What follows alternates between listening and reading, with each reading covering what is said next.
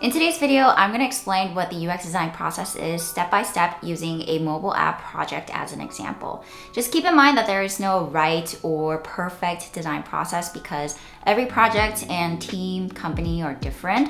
So you're going to have to tweak the process to do what makes most sense for you and your team.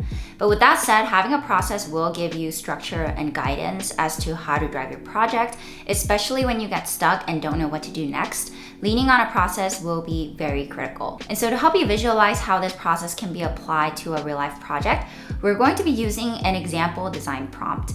Redesign the item detail page for an e-commerce mobile app.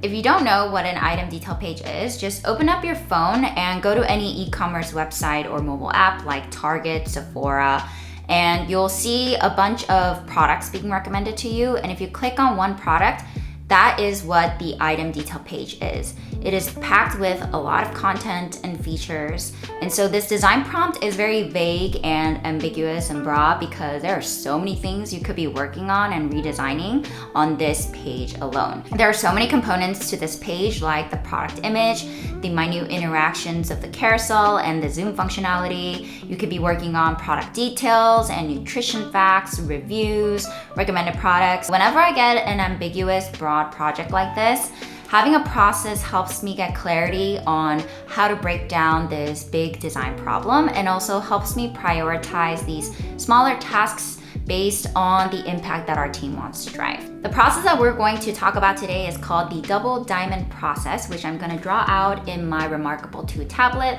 which is the sponsor of today's video. You've probably heard and seen the diagram of the double diamond process. First step is to go wide and explore your problem space a little bit more. So this is the discover phase, where you'll be asking what the user and business problems are. You also want to think about what is working well, what isn't working well. So you may want to do an audit of your current designs and start annotating those things.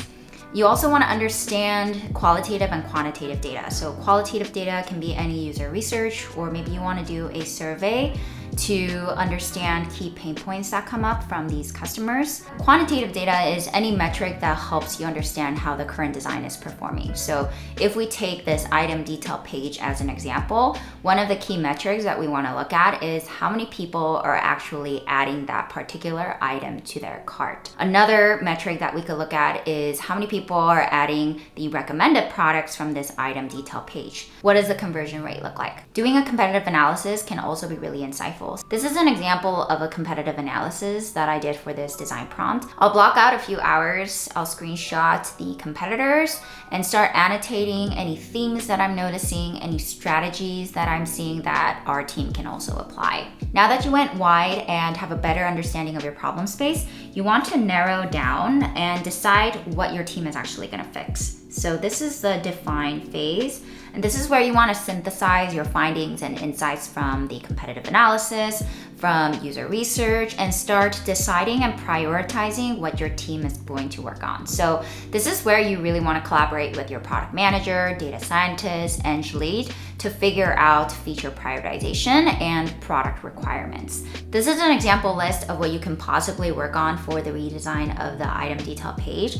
And so my team will go down the list and start prioritizing what has the highest impact and also start t-shirt sizing some of these tasks. T-shirt sizing is just another techie way of saying, let's figure out how big this project is going to be. So if it's a task that's going to take 1 or 2 weeks, we'll call it small. If it's a larger project, it's probably going to take a month or 2. Then you want to go wide again. So this is the develop phase. You've already scoped out what you're going to be working on. You know the sandbox in which you can play. So this is where you want to go wide in your explorations of your design solutions. What I like to do before jumping straight into Figma is brainstorm ideas on paper because I don't want to spend too much time overthinking it and trying to perfect my initial ideations. I've come to love this Remarkable 2 tablet that feels like paper. So with Remarkable, you can take notes, convert them into text. You can read and review documents without any distractions of social media. I'm trying to cut down on my usage of paper, so this is a perfect digital version of my notebooks where I don't have to have paper lying around on my desk. I don't have to carry physical notebooks anymore, and I can access all my notes in all my devices. The best thing about it for me is that I can share my screen while I'm in meetings. So pre-pandemic times, I would just draw on a whiteboard my ideas and have the team give me feedback. But now I can do that by screen sharing my Remarkable 2 tablet to my meeting. Check out the link in my description box to get your own Remarkable 2 tablet. Here's an example of me sketching out different explorations for visualizing the recommended items. So normally we use a horizontal scroll to surface these items, but maybe we can use a grid so that customers can just vertically scroll. The final step is to go narrow and refine your solutions. So this is the deliver phase where you're gonna figure out what is going to be actually shipped. So this requires a lot of user testing. I'll usually do 2 to 3 rounds of concept testing or usability testing to ensure that my design solutions is going to have the impact that we initially wanted to have,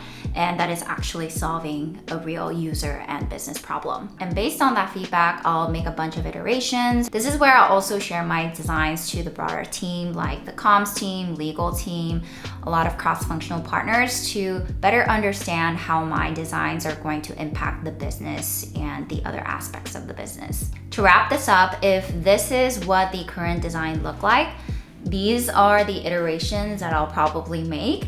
And then I'll either end up with 1 or 2 designs that our team is going to launch. I say I spend majority of my time in the last phase because I make a lot of iterations based on the feedback from my team and UX research sessions. I'd love to know what other topics you'd want me to cover. Please comment below and give it a thumbs up if you found this video helpful, and I will see you later. Bye!